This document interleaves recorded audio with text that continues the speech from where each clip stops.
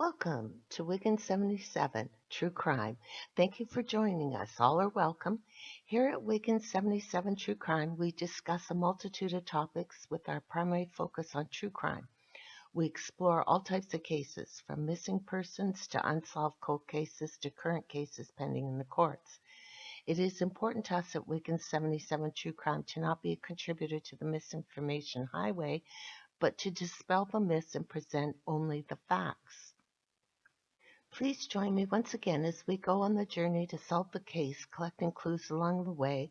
Please keep in the back of your mind the kiss and the devil is in the details principle. This this episode, we are going to continue with the Benet Ramsey case.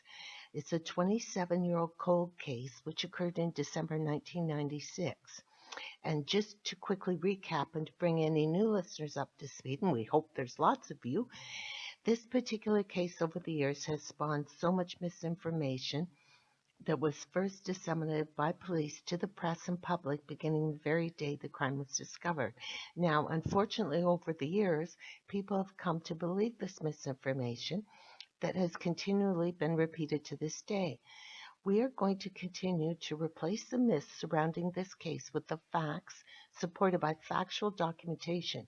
If you are new to joining us, welcome, and please listen to the other episodes to discover what we have learned so far. This is a screen grab from the crime scene video taken the evening of December 26, 1996 by police. And yes, everyone, here it is, the infamous flashlight. This is a case of now you see me, now you don't. This is one of the first photographs taken of the kitchen on December 26, 1996. Okay, you see the dark binder, that's the green arrow, is on the end of the counter laying on an angle. You see the bowl, yellow arrow, is empty. Please take note of these two items. And where the devil is that black flashlight? This photograph taken of the kitchen was taken after the photograph you just saw. Okay, now the dark binder, green arrow, has now moved. The empty bowl, yellow arrow, now has a paper bag in it. The red arrow, this is the white pillow, which is a new addition to the kitchen that was not in the previous photograph. Blue arrow, notice we also now have a plate of bagels, which was not in the previous photograph. Where is that black flashlight? This is a screen grab from the actual crime scene video taken sometime after 8 p.m. on December 26, 1996. Finally, there it is, the black flashlight, which really is a case of don't see me, now you do. Dark binder green arrow has now moved from its original spot to next to the sink and is now open. Black flashlight that has magically appeared, red arrow. The bowl, yellow arrow with the paper bag, is in the same bowl you saw in the other photographs. The plate of bagels, blue arrow, is still on the counter. This is another screen grab from that actual crime scene video. I wanted to include the other portion of the counter. So again, you see the dark binder, green arrow, open next to the sink. The edge of the black flashlight is the red arrow. The bowl with the paper bag in it is the yellow arrow. The plate of bagels is the blue arrow. Notice the white pillow has now moved over to where the dark binder started off before its journey around the kitchen.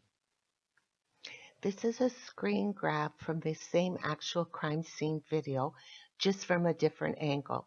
And again, you see the red arrow, the black flashlight, yellow arrow, the bowl with the paper bag in it, the purple arrow, the white pillow. It boggles my mind that all those law enforcement officers, along with the supposed experts for decades, would claim this innocent black flashlight as the murder weapon.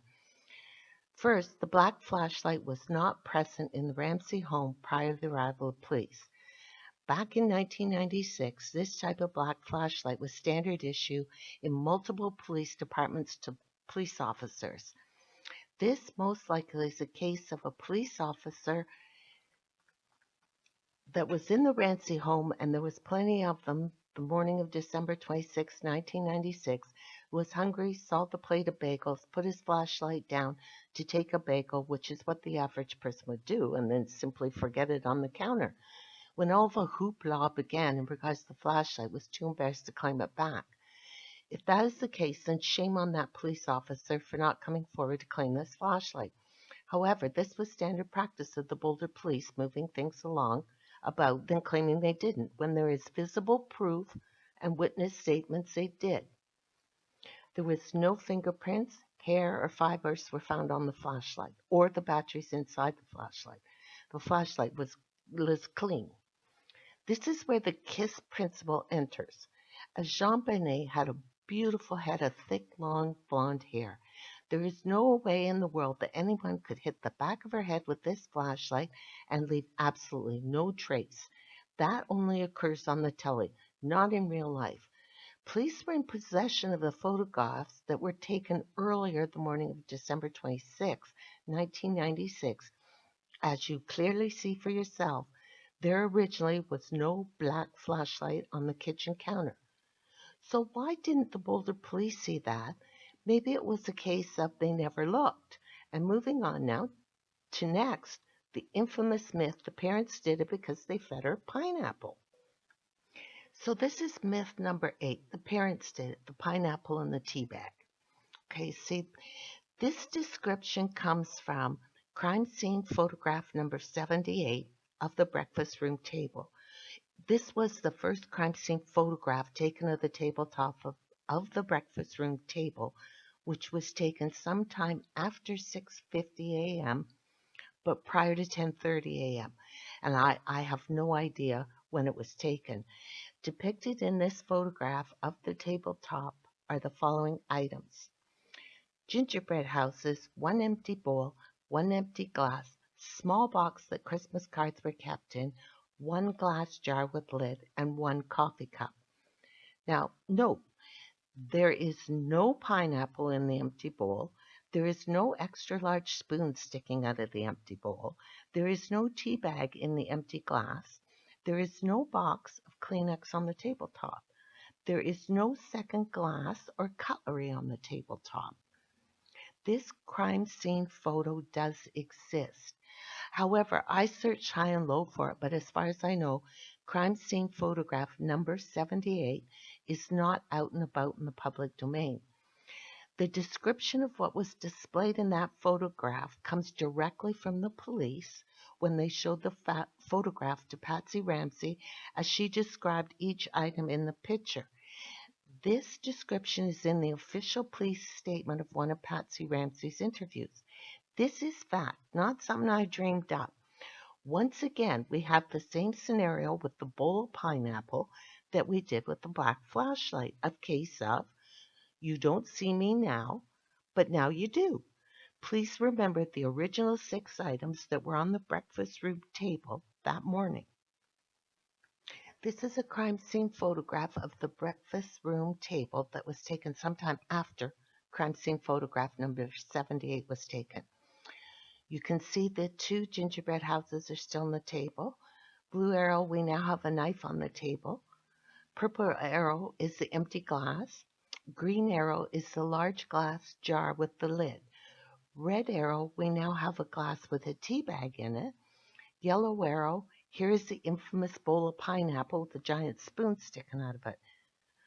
Where is the box the Christmas cards were kept in, and where did the coffee cup go?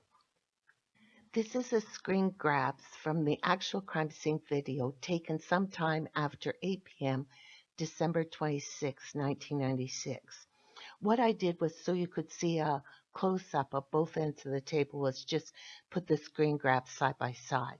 Okay, so there is the knife, the empty glass, the gingerbread houses, the bowl of pineapple with the big serving spoon sticking out of it, the glass with the tea bag in it, and we have some new additions to the tabletop. We have fruit. To me, it looks like a pear, but goodness knows what it is. We have napkins, and now we have a box of Kleenex. Okay. This is a close-up from the crime scene photograph of the glass with the tea bag in it, an infamous bowl of pineapple with a serving spoon sticking out of it.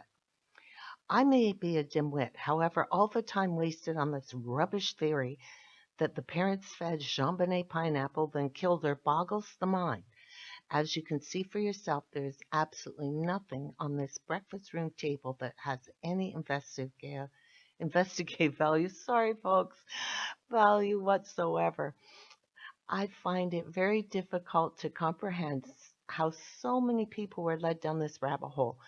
What is of investigative value in these pictures is the tabletop itself. The tabletop is glass, which lends itself to fingerprints. If the Boulder police were competent, they would have fingerprinted the tabletop to determine exactly who touched the table. At the very least, this would have ruled out that rubbish theory. What I truly find difficult to understand is the police and the so-called experts have access to these photographs and more. Yet they continue with these baseless claims. Did they all say they looked at the evidence just for show? As if they were actually looked at the evidence, they would no doubt discover what I discovered. That the sorry folks, I just blows my mind that they still persist with this rubbish theory. Discovered that the bowl of pineapple and the glass with the tea bag in it were not on the breakfast table during the night of December 25th through to the early morning hours of December 26th, but appear on the tabletop after the first crime scene photographs were taken of the tabletop, which would be sometime after 9 a.m. December 26th. This is a case of no one looked and no one listened. The photograph on the right is of the TV room. This is one of the rooms on December 26th that the people in the house congregated in. There is a crime scene photograph number 137 depicts a decorative china bowl with either apples or it could be pineapple in it on the end table in the TV room.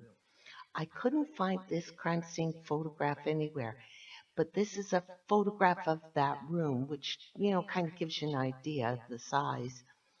The description of the crime scene photograph number 137 comes from police statement. When the police showed crime scene photograph number 137 to Patsy, as she described what she saw in the photograph. This bowl of mushy fruit was either taken into evidence or the contents of the bowl tested to determine if it was mushy apples or mushy pineapple. But it does provide to the facts. First fact is, there were bowls of mushy fruit in more than one place in the Ramsey home on the morning of December 26th, which obviously was prepared by the friends that had come to the house, or the two police victim advocates. I don't know, as the bowls that were used for the mushy fruit were not bowls that Patty used for that purpose. The second fact is, this is how the police manipulated the press and the public to focus on the Ramseys instead of their incompetence. Do you not find it odd no one talks about crime scene photograph number 137 and the bowl of mushy fruit? And where the devil is that photograph? Myth number 9, the parents did it. They staged the crime scene. I wasn't going to discuss this, but I felt I must, as unfortunately people actually believe this. Honestly, this is the goofiest of all the theories out there. This goofy theory began when one of the first detectives arrived on scene, looked into the room that body was found in, and that's on the bottom right of the corner there, was found, said the scene looked staged. That's it. This stunned bunny didn't even bother to turn his curiosity mode on to determine why did he think that. Just because that's what you think doesn't make it so, especially when it comes to crime scenes. Now, if your answer is because you think so, that is no different than telling your teacher your dog ate your homework. As a detective, it is your job to be curious. Ask the important question, which is why. If that stun bunny had have asked that simple question, this goofy theory would never have gained legs, as there is a logical answer supported by the physical evidence why the room the body was found in looks staged. But it wasn't. Okay, first up, we've got this black flashlight. Through the crime scene photographs, we know for a fact that the black flashlight was not in the Ramsey home during the night of December 25th through to the early morning hours of December 26th. This flashlight most likely belongs to a police officer that arrived on scene, was hungry, and wanted a bagel. Simple as that. The infamous bowl of pineapple. Through the crime scene photographs, we know for a fact that the bowl of pineapple was not on the breakfast table the evening of December 25th through to the early morning hours of December 26th. We know the bowl of pineapple only appears on the breakfast room table sometime after 9 a.m. the morning of December 26th, when the Ramsey home was full of police victim advocates, clergy, and the Ramsey family friends. The notepad that the ransom note was written on, of course, there it is, hidden in plain sight. The Ramseys had no idea that was the right pad the ransom note was written on. First, if the Ramseys knew, why would John Ramsey hand this writing pad to police? There were pages missing in the middle of the writing pad, which, when analyzed, was determined to be practice notes. Where are those missing pages? They were never found in the Ramsey home. So if the Ramseys were smart enough to dispose of those pages, then why not, throw out the whole writing pad? It's not like the Ramseys had a shortage of writing pads, as they had dozens of them. You can see them for yourself in the crime scene video. There are writing pads everywhere. I just would like to mention that the notepad the ransom note was written on was 5 inches by 8 inches, not 8 by 11, because it sometimes looks like in some photographs it's actually 8 by 11, but it's not. It's 5 by 8.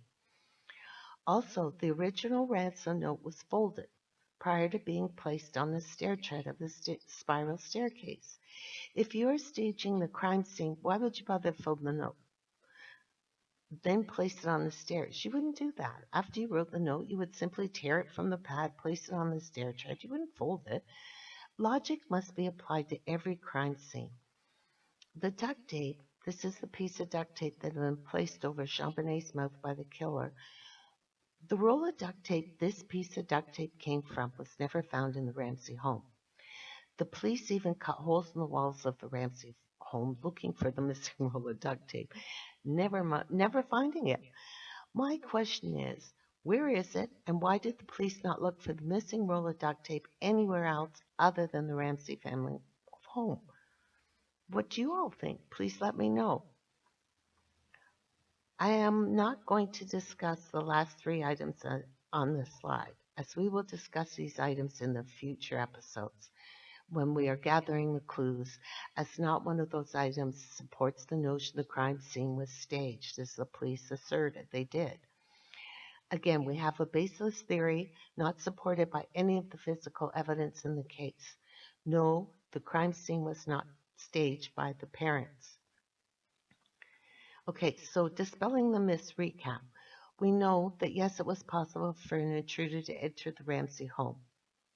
We know that the black flashlight, along with the innocent bowl of pineapple, have nothing to do with the events that transpired in the early morning hours of December 26th. We know for a fact that Patsy Ramsey did not write the ransom note confirmed by the Secret Service. We know that Benet, we know that no one in the Ramsey family caused the death of Jean Benet, which was confirmed by the presence of unknown male DNA in Jean Benet's panties, as well as the same unknown male DNA was found on the top of her leggings near the waistband. We know for a fact that the motive for the murder of Jean Benet was not she wet the bed, because she didn't wet the bed. Then a staging of the crime scene occurred. Thank you so much for listening. Please click the like and subscribe buttons. It's free. Look forward to you joining me for our next episode where we will begin to review the evidence, click the clues. Please leave me your feedback in the comments, or you're more than welcome to email me directly at ybentleydavidson@outlook.com. Until next time, wish you all the best.